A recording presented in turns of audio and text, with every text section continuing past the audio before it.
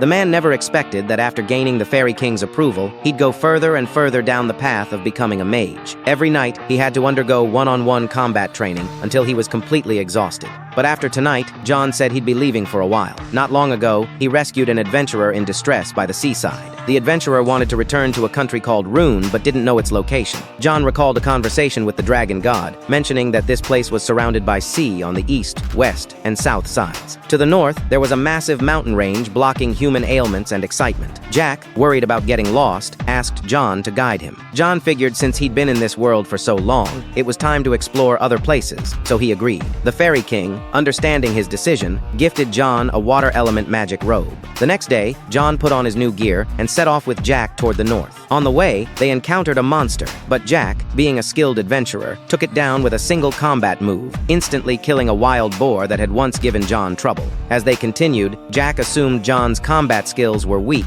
and told him to stay back. To his surprise, John could cast magic without a wand, which confused him. A wind element mage friend had told Jack that magic could only be cast once per incantation. John said he didn't know about wind magic, but for water magic, what he just did was common. What Jack didn't know was that John didn't even need to chant this earlier shout was just for show.